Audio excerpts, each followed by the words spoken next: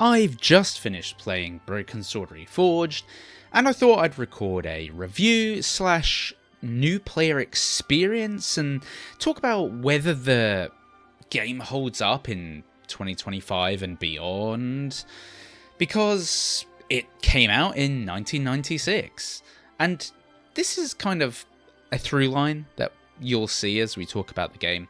But yeah, I'm going to talk about the game. I've played Broken Sword before, but I've never completed it.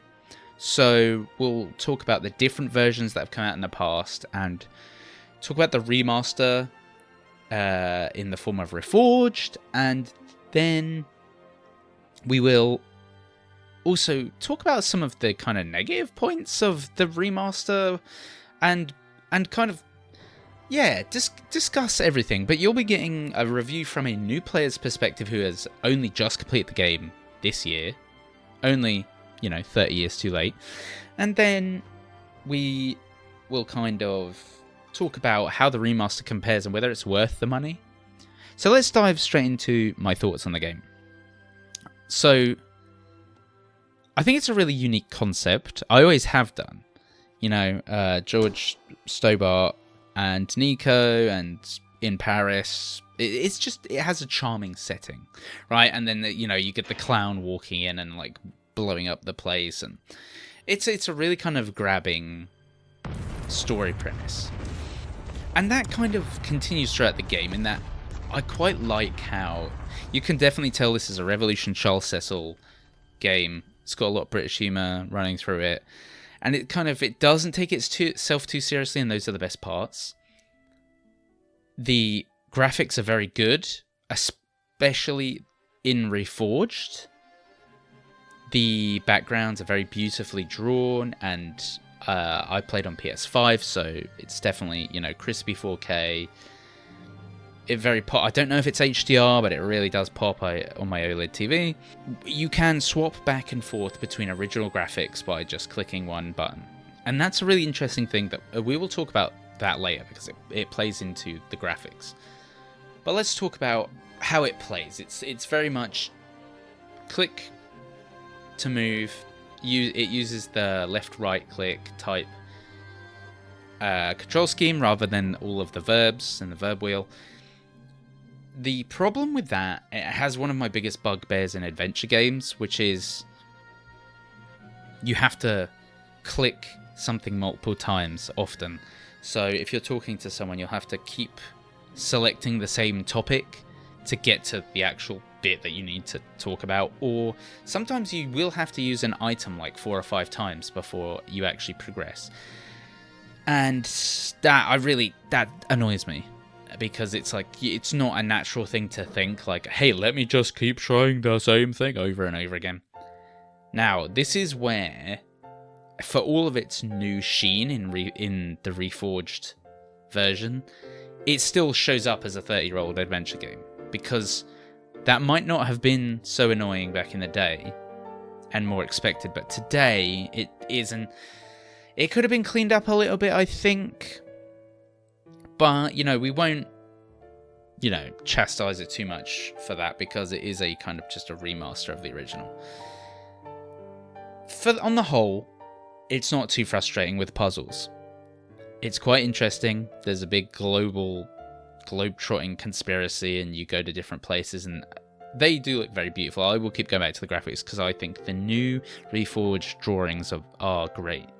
And they follow the later games like Broken Sword 5 and stuff, where, the protagonists, George and Nika, have gone from pixel art to actual rendered graphics. So it brings it more in line with that. Something that sticks out as a negative is the voice acting, because it hasn't been really remastered or redone. Maybe they did re-record, I don't know, but it still sounds old, if you know what I mean. It doesn't sound crispy like they used 2025 microphones. It sounds like they used 1990s microphones, and it's all muffled. So it kind of detracts. Now, that's not too bad, because, do you want to re-record it? You get into these murky waters of like, how much of a remaster is a remake, and is it this, is it that? So it's fine, but the flashy new graphics are at odds with that kind of muffled voice acting where you just think, oh, something's a little bit off here. But it isn't too bad. But it's worth mentioning. Something else worth mentioning, I think, as the main negative in Reforged is the fact that while the artwork is beautiful and, redone, it's different. If you stand in locations and swap between the new and the old versions, objects move. They're not always in the same place as they were in the original. And something I found was that the remastered artwork is too dark in places. Now, it looks good. Okay, it looks really good to have all these shadowy areas that, you can't see, and there's a lot of contrast. However, there's like a scene towards the end of the game. There's a couple scenes, but I won't, I'll talk around them because, who am I to ruin someone's new experience of the game 30 years later? But, where you're in like caves and things like that, and it's very dark. But I was like, what do I do down here? It's so dark, I can't see anything. And I clicked the button to go back to the original graphics. And that scene in the original game is much, much lighter and well lit. And you can suddenly see on the wall, there's like a statue and there's this and that. I have to interactive. If you change back to the Reforged new graphics, you can't see any of that. It's hidden in shadow unless you mouse over it. And then it says like there's something there. But who's just going to mouse over this dark area? So I think there's something to be said for, while the graphics are good, the new graphics and the Reforged artwork, they look great, but they're also, they deviate a little bit from the original creator's intent in that there's a reason that it was a bit lighter, even though it should be dark down there, and it's like in the age before HDR and all that goodness where all the light sources are separated, because you need to see the puzzle on the wall. And I found this in like around 3 or 4 instances where I switched the graphics and I was like, in the original pixel art, this puzzle I need to solve, or this thing, sticks out a lot more, and hence why they made it like that. And then when you take it away from that early pixel art style and bring it new, everything blends in a bit too much, where it's like, this looks more like a painting rather than a game. So that's the double-edged, pardon the pun, sword of, it looks great, but there's a reason the original was the way it was. And on that note, like, there has been multiple versions of Broken Sword. Now, I played the director's cut a few years ago.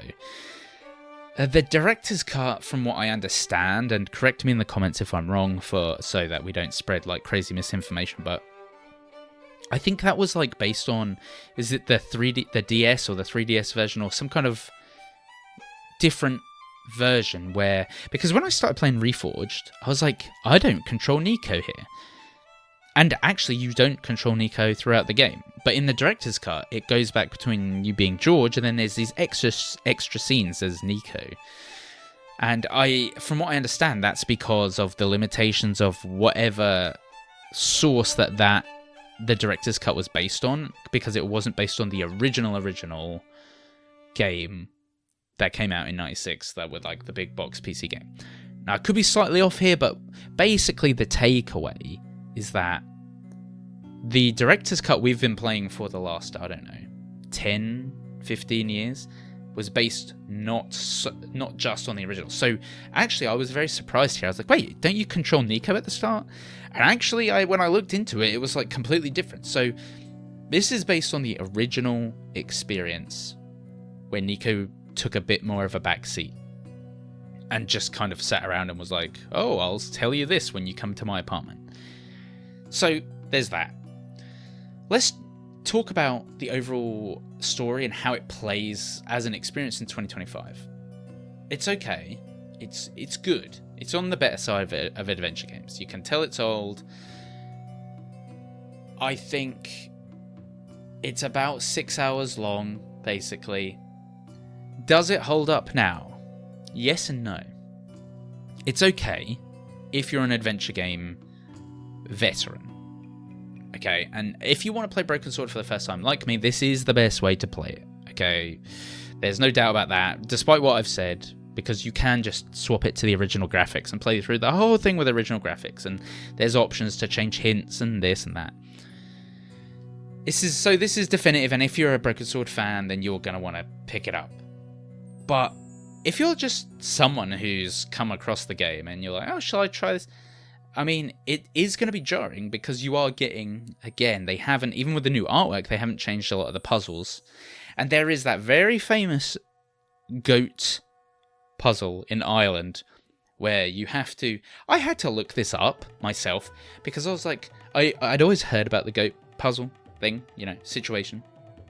But I had to look up what on earth, how to solve this, because I knew it was something stupid like getting hit by the goat, but anyway, I had to look it up, and basically you have to go to the right, get hit by the goat in Ireland. This is when you're trying to find stuff, and then quickly run to the left and use the machinery so that the goat's lead gets caught up in the machinery or whatever. Like, one of the most infamous puzzles, moon logic-y, crazy things in adventure games. But again, game's 30 years old, so, you know, who are we to fault it?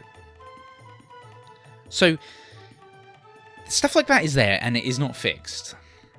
So it is frustrating. You will need to use a guide for a couple of cases if you have not played this game before. So how does it, I mean, you know, how does it hold up? And it's very much this grey area. I think it's about $20 to $25 / local currency. I got it on a sale for like 12, I think.